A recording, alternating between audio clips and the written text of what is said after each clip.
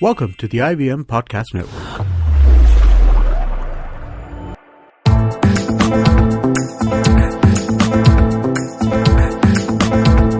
You're listening to the Paodcast, presented by the Daily Pao.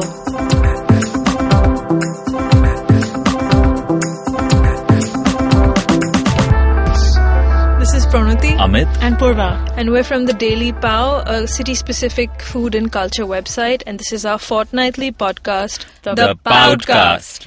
Now, on this episode in Bombay Binge, which is our food section, we're going to be talking about gourmet breads. In The Scene, our culture segment, we're going to talk about a new book on the history of the typewriter. And in Metro Station, in which we talk about history and local news, we're going to discuss Bombay street names. So stay tuned for Bombay Binge. Bombay Binge. This time in Bombay Binge, we're going to be talking about gourmet breads and the number of people making fancy breads in the city. In fact, just before recording this podcast, we tried some sourdough made by Kitchen Garden, which is a salad place in Bandra. And I mean, I don't know, I don't really know about the bread, but we had it with some cheese and I like the cheese. Okay. Completely sort of missing the point of this. But I suppose a bread connoisseur would approve of I have bread. a question. Yeah. What do you guys have? I mean, do you all actually order fancy bread every day? I don't eat bread. Okay. I shouldn't even be part of this discussion. I love bread, and unfortunately my family orders your sort of generic brown coloured stuff because it's easy. Well, I have to say that's what we eat in our house too, because it's just it's easy, it's convenient, it's just sort of and like, it's well priced. even though we know everything that's wrong with with this sort of processed bread that we get and how many chemicals there are, and there was a study recently. Sort of like we stopped eating it, and I think just because it's the cost convenience factor that should have exactly. And you know what? I shouldn't even be doing this because I literally live like a block away from some of the best bakeries in Bandra. You have like A1 right next door to you. You know, just the thing is, it comes down to delivery, right? Mm-hmm. A1 doesn't deliver. Yeah, which is funny because back in the day, you'd had the Pawala quite literally coming to your house and selling you bread, right? Yeah, even American Express has fantastic sandwich loaves, which I eat a lot of. I mean, our power still comes from A1, but for your daily consumption, for your breakfast or whatever, you have coming from like a Bimbo or a Mark's Wibs bread and or Wibs, whatever. There Britannia. many Britannia. Yeah, and they're all rubbish. And now I can say this because I have to write about all these new. I wouldn't say bakeries, but a lot of restaurants are starting their own bakery arms, which is why we're discussing this. So we recently wrote about Magazine Street Kitchen, which is a culinary event space by the folks who run the Table in Colaba.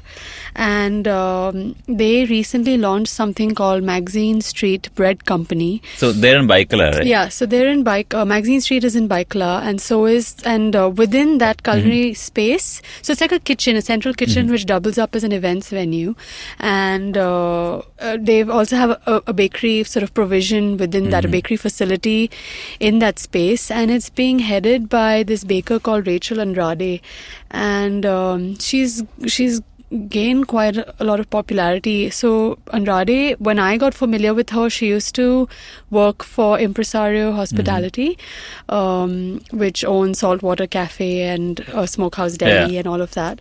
And I actually tried her bread during one of these sort of pork dinners called swine dining that Impresario used to host more frequently at some stage.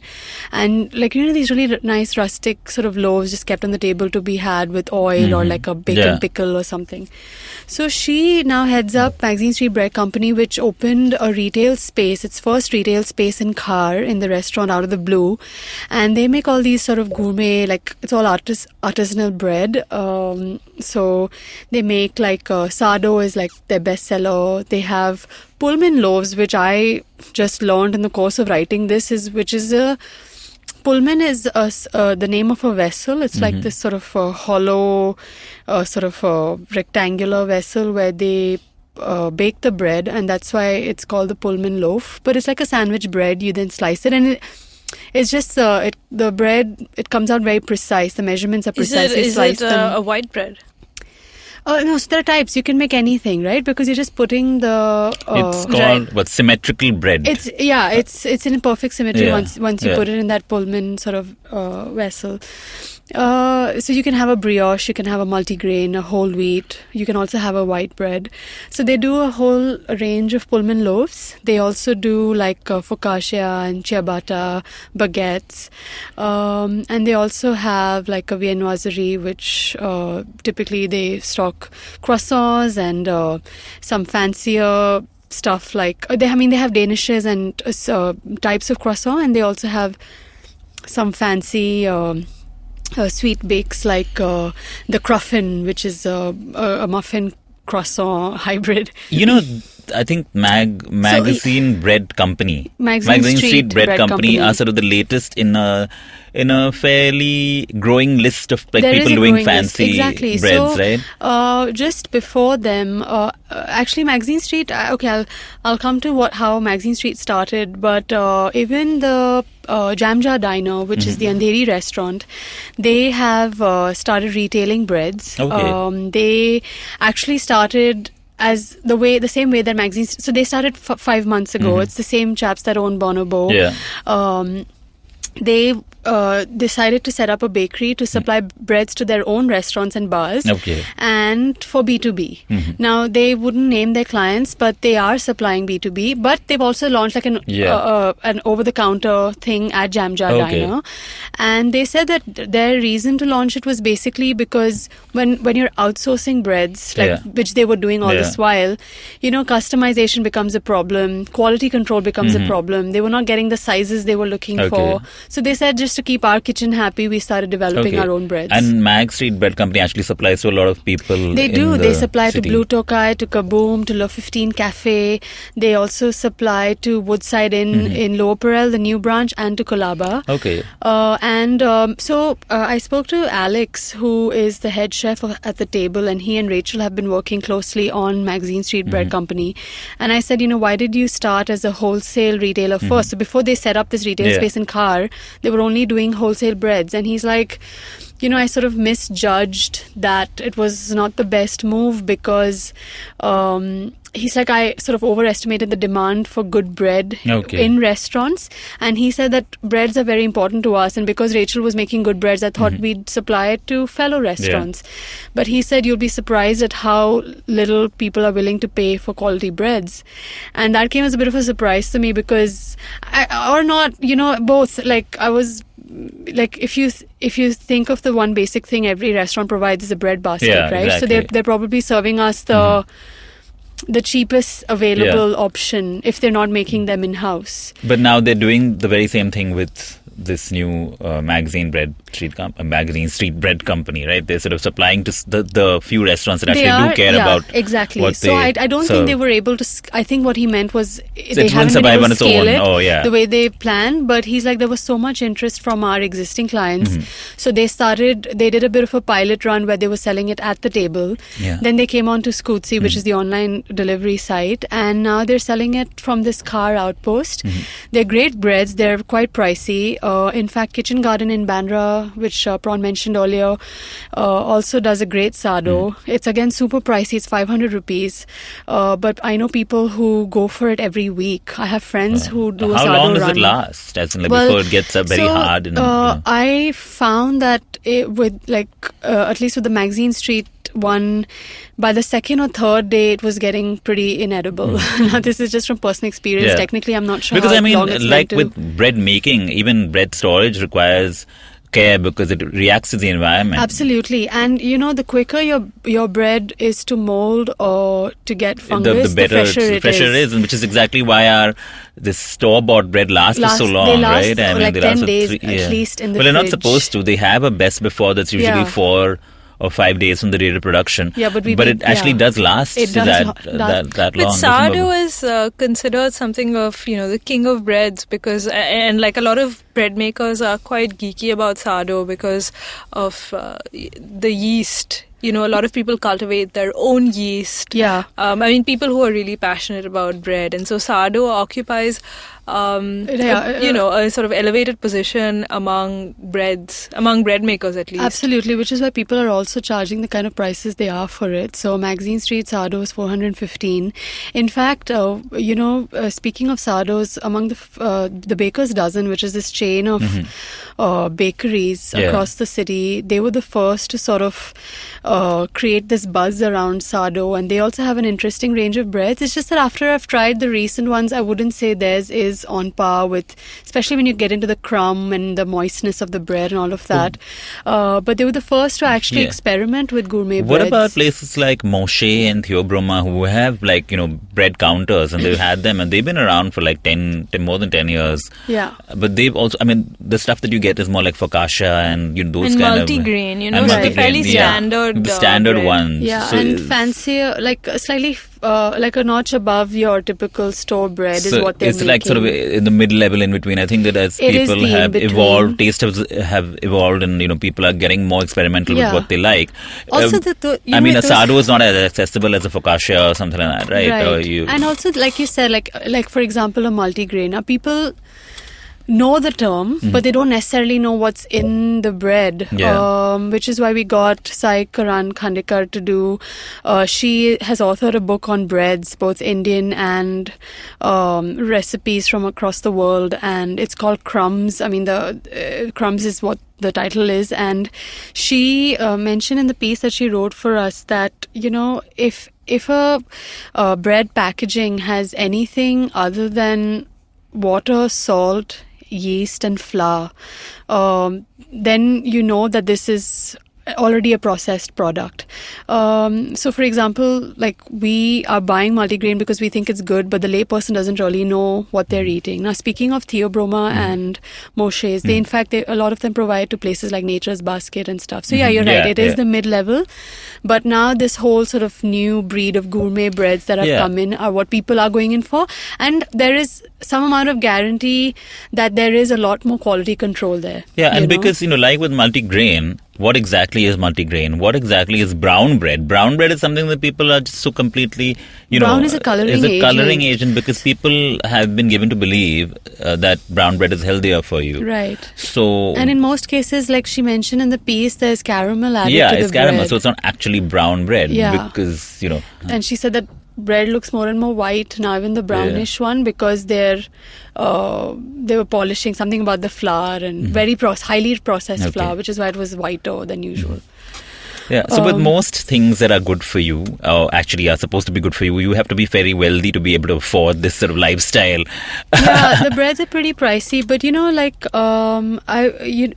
to add to this sort of list, there's also Kala Ghoda Cafe, which has been making an excellent sort of a grain loaf that they call it. It's available over the counter. They serve it with their breads and stuff. It's like a sliced bread. It's very dense bread. Very dense bread. It turns like brick hard in about 2 days again. But it's delicious, and they make it with organic grains and like a minimal amount of white flour, they say. But that's fantastic. 212 All Good, which is a new restaurant, this sort of health-oriented restaurant that opened in Lower Parel by Bellona Hospitality. They do a gluten-free bread, which would be interesting to some of our readers. They're going to start to sell their gluten-free bread in December. And that's made out of tapioca, flour and sorghum. And that will be available at the restaurant in December. So, in fact, even Mask, which is this fine dining restaurant in Mahalakshmi, makes its own sort of Himalayan rye bread, which is also like a sourdough.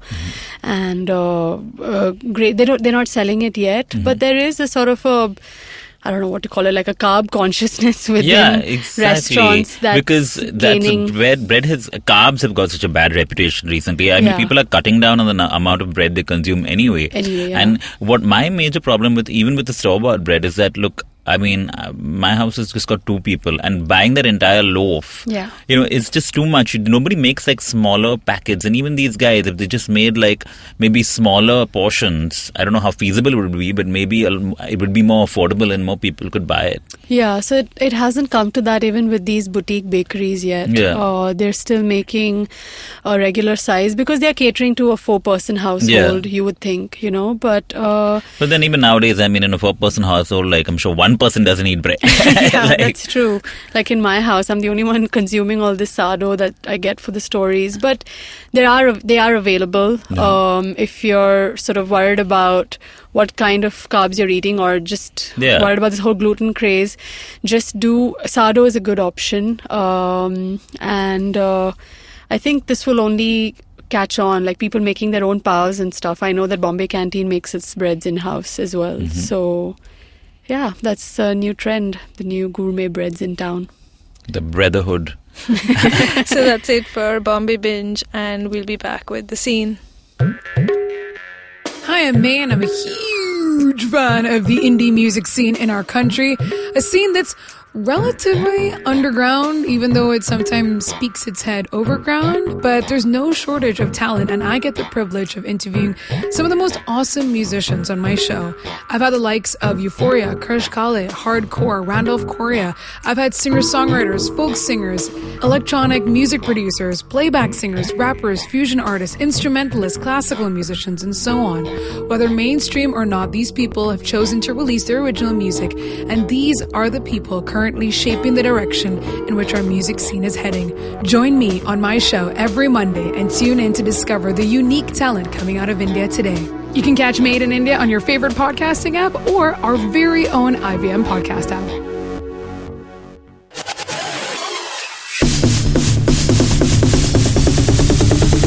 The Scene. So today on The Scene, we're going to be talking about a new book about the history of typewriters in India. And the other day, Pranati asked Purva and me a very random question. Like out of the blue, she asked us whether we could type without looking at the keyboard. And obviously, both of us, having been journalists for a few years now, said yes. But it turns out she was asking this because she was writing about this book. That's right. So I was going through this book. It's called With Great Truth and Regard, and it's a coffee table book that's been published by Godrej and Boyce. And people of a certain generation will know that Godrej and Boyce was the largest manufacturers of Indian typewriters. And, you know, people of a certain vintage will also have used Godrej typewriters. The last one, I think one of the last ones was the Prima. And the reason I asked you guys this question was when I was reading this book, I remembered that when I was in school, I was sent to typing class. This was, for some reason, part of my computers course in school. We had to do a typing project. So I was sent to Dawes College, which is a very well-known and storied secretarial college. And I learned how to type on a Godrej Prima typewriter. And that's why I asked you guys this question. So this book did bring back some memories, because I was I don't know, 14 or 15, and I was learning how to type, and everyone else over there was, you know, learning how to various secretarial skills. But there must have been other kids there as well, right? I mean, there were a couple of others, because this was an optional thing, and I don't know why I took this option up. I don't remember now, but I did. But it was an interesting experience. But this book is quite lovely, and what's good about it is that it's not just about the history of the Godrej typewriter. It's about the history of typewriting in India, and also about the culture that grew around the typewriter. Yeah. So it's been edited by Siddharth Bhatia, who's a journalist, and he's the editor of a news site called The Wire, and it's got pictures by Chirodeep Chaudhary, who's a photojournalist. So when I talk about the culture of the typewriter, I mean how the typewriter was used outside the office as well as in the office. So, I mean, we all would have seen typewriters outside city courts at some point.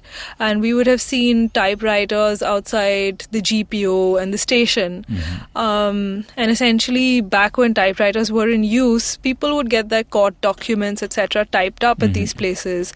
You still do see them. There are a couple of shops opposite VT and opposite the GPO. I mean, they've switched to computers, but they do have a typewriter. I've seen them. But obviously... And you'll probably find typewriters in some hipster boutique now. and some sort of antique. I mean, in showcase. fact, you'll find typewriters in Chor Bazaar. Yeah. That's where hipsters go to buy showpiece typewriters. I mean, you get they've become showpiece. That's exactly what I was going to say. Yeah. I've seen so many of them in people's homes. And then somebody started doing like cufflinks with like the letters from typewriters. I distinctly remember. We are seeing not this. so hipsterish of it that we know these No, I things. saw this in some shop. But you can get an Olivetti for 2,000 rupees in Chor Bazaar. Okay. So anyway, so according to this book, India used to import typewriters in the early 20th century, and Remington, which was an American company, had the monopoly on the Indian market. Yeah. You also had the Olivetti, you had the Halda, you had a few other brands, but the Remington was the typewriter. What are typewriters made out of? Were they Remington steel typewriters? Very funny. But in Only listeners of a certain vintage will get that joke. But in 1955, that's when Godrej produced the first locally made model. It was called the M9, and it was an assembly of 1,800 components. But it was still not as good as the Remington. So it took some years for the Godrej typewriter to actually pick up. But then, by the end of the 80s, they were selling 50,000 typewriters a year. Because was it cheaper? I mean, I'm guessing that might have been why. I mean, yeah, it was cheaper to have an Indian typewriter because you wouldn't have to pay for importing a foreign typewriter. But this book has a lot of other sort of interesting anecdotal stuff, right? That sort of goes beyond just the history of their own typewriters. Absolutely. So it's got essays by various journalists. The one that I particularly like is by Jug Suraya, who is a columnist for the Times of India. And he has written a portrait of the Calcutta Bhadralok typist. This man whose grammar is impeccable, but his pronunciation is rubbish. So he says because of that, they made great typists, but terrible stenographers. So for example, a Bhadralok typist might say something like, please give me one sheet of paper. But that would confuse someone, listening to that person. So they were terrible stenographers because, stenographers, listen and type. So that's a lovely piece. Then Bachi Karkaria, who is also with the Times of India, has written about using a typewriter when she started out her career in Calcutta. So that's quite lovely. Vikram Doctor, who is also with the Times Group. In fact, it seems to be like, is it a Times of India Typefest? Exactly. So he writes about the Stenographers Guild in Madras, Chennai, an organization that ran typing classes, and one of its biggest supporters was Rajaji, that is C. Gopalachari, and he was a big typing enthusiast. So it's got lovely essays, it's got lots of pictures. Chirodeep has taken pictures of, typewriters outside various courts in the country, and sort of contemporary images. There's an interesting one of the blindfolded girl. Right. What is the story behind that? So that picture is of this blindfolded girl, and she's typing at a typewriter, and there's a man who's instructing her, and that is Vasudev Barve, and he holds a record in the Limca Book of Records for teaching people to type in 25 minutes. And so he makes people type by not looking at the keys, which is why this girl in the picture was blindfolded. So it's got some lovely archival images. I mean, I particularly like images of journalists in this huge room, like a typing pool. All of them filing away stories from a press conference that they've just been to. And a lot of images from the Godrej factory. Like Suni Tarapurwala has taken a bunch of images from the Godrej factory in the 1980s of, mechanics bent over their typewriters, listening to the sounds that the keys make and making minimal mechanical adjustments. So it's quite a lovely book. And in fact, last year an American sculptor called Jeremy Mayer, who specializes in typewriter sculptures, was commissioned by Godrej to make an installation. So he took apart 60 Godrej typewriters to make this giant installation in the form of a lotus. And this sculpture is currently in the Godrej and Boyce office in Vikhroli. So anyway, so it's quite a lovely book, and it's available in bookstores, and it's also available in the Godrej archive in Vikhroli. And it's pricey. It's $2,500, but if you're... You get free typing lessons. You don't get free typing lessons. But if you're an enthusiast, then it's worth buying the book. So that's it for The Scene, and we'll be back with Metro Station. Are you confused about your future education options? Not sure about whether you should be doing an MBA? Or if design school is the right fit for you? Are you worried about how you would finance your education? Find answers to this and a lot more education-related topics on this podcast. Hi, my name is Akhil Daswani. I'm the CEO and co-founder of OnCourse. Hi, my name is Alisha Mashruwala. I'm the CEO and co-founder of OnCourse. And we both are your co-hosts for the OnCourse podcast. Tune in every Monday on the IVM podcast app or any other podcast app you may like. Metro Station. On Metro Station this time, we're going to be talking about Bombay street names. So this is a bit of a last-minute idea that we had because I think we ran out of ideas for this episode. This is not true. This was my idea from the beginning. Okay. But so Bombay... And basically I guess it's always interesting. Yeah, and what we're talking about is not something that if you are a sort of Bombay file, you would probably know most of this stuff. But for some of you who don't really have such in-depth knowledge of the city, this is sort of interesting because, and we can tell you the source from where we're getting all this information. This book, it's called Bombay Place Names and Street Names, an excursion into the byways of the history of Bombay city. And it's by this colonial chronicler of Bombay called Samuel Shepherd. Who loved alliteration. Loved alliteration, yes.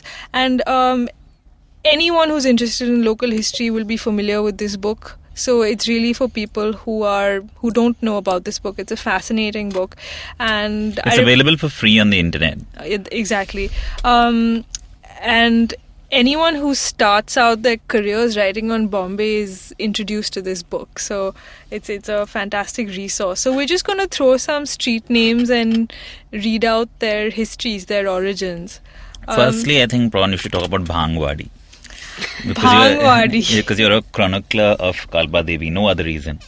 Oh, really? That's why you picked me. So Bhangwadi, I don't know how many people still refer to this part of Kalba Devi as Bhangwadi, but as the name suggests, there were several shops in the area that would sell bhang, and I'm sure everyone knows what bhang is. Everyone has it at Holi. It is Holi. an intoxicant. A herbal intoxicant. But interestingly, this area is synonymous with a form of theatre that came up in the 19th century, a form of musical theatre which came to be known as Bhangwadi pretty much. They were synonymous, in which you had male performers impersonating women. So Bhangwadi is famous for that. And if you go to Bhangwadi, you'll see the entrance to this theatre. It's got these two huge elephants in relief. So that's still there. So that's the story behind Bhangwadi in Kalba Devi. So Samuel Shepherd refers to historians, and he refers to previous texts in this book. So the people that he refers to are people who've written about these areas at some point. Okay, so in this part, there were formerly afforded good facilities for persons who were accustomed to drinking bhang. Wow, I mean, how times have changed. I mean, now you. What is it, like a casual drink, like an everyday beverage? Yeah, seems to be. Several shops were opened by Gujarati Brahmins for the preparation and sale of this drink. Various kinds of bhang were prepared, such as bhang mixed with milk and sugar, and bhang mixed with pounded almonds, cardamom, saffron, and other spices. The prices range from half an anna to 2 annas per tola, or a bowlful. On Hindu holidays and fast days such as Mahashivratri, Mondays of the month of Shravan, there was a great demand for bhang by the devotees of Shiva. It is believed to be sacred to Shiva, and therefore people partook of it on days sacred to that god. It was also poured by way of abhishek or holy sprinkling on the ling of Shiva. Did you have to read out this entire I do think that all of it was so interesting. I mean, you know. So what era are we talking about? So we're talking over here. We're talking about the 19th century, but till fairly recently, I'm not sure of the exact date, bhang was legally sold, and I mean bhang is still pretty freely available, even though it's not, I suppose, technically legal. It is freely available, It is, yeah. right? But it was sold in a licensed fashion at some point. But Amit, you go to Laburnum Road a lot. Yes, I do go to Laburnum Road quite a lot because it's on the route to my gym. And it is basically, it's called so because, for obvious reasons, it has a lot of laburnum trees. But you can only spot them in the summer. So you might wonder why it's called Laburnum Road otherwise. And of course, most people might know this as the road that has Mani Bhavan, the Gandhi's residence in Bombay, and which is now a museum, and it's always sort of like tourists always crowding around it. And right, and it's a lovely road. It's a really nice road. It's residential. It's quiet. It's sort of, it makes you feel like it's actually right in between, Hughes Road and Hughes Hughes Road.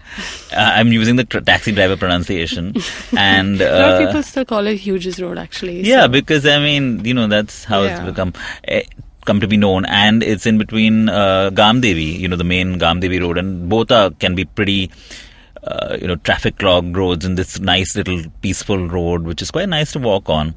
It's right next to August Kranti Maidan, which is another landmark. One area that I've always been curious about is Kala Chowki. It's not an area that we frequently go to or visit, but it's got such a pedestrian explanation for the name. So Kala Chowki was named after a police chowki, which was on the east end of the road. And the road outside had a layer of pitch, and which is why it's just called Kala Chowki. So some of these are fairly literal. Yeah, they're fairly literal. And of course, you can't have most roads in Bombay are named after people, and they keep sort of getting changed because people keep wanting to name roads after their family members. But like I live, for instance, on Pedder Road, and speaking of mispronunciation, the name of this road is constantly misspelled. And I recently saw the most recent misspelling of this I spotted on an advertisement for Google Maps, and the lady also pronounces it wrong. She says Pedder Road. It's actually Pedder Road. It's spelled with an E as opposed Pedder, not Peddar. And because it was named after a former municipal commissioner from the colonial era, and of course that's not the name of the road right now. It's called Gopal Rao Deshmukh Marg, or G. Deshmukh Marg, after a social activist. So yeah. And what about Scandal Point? Scandal Point, which is actually quite close to Pedder Road. I thought that's Bandstand's other name. Yeah, well, it has a very similar kind of story.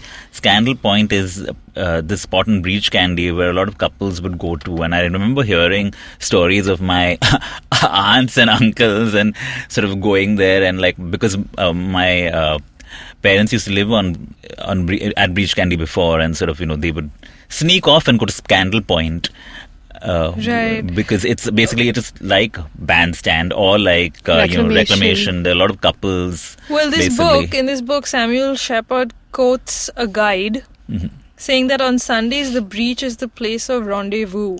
So clearly, Scandal Point would draw a lot of couples even back in the day. It doesn't anymore?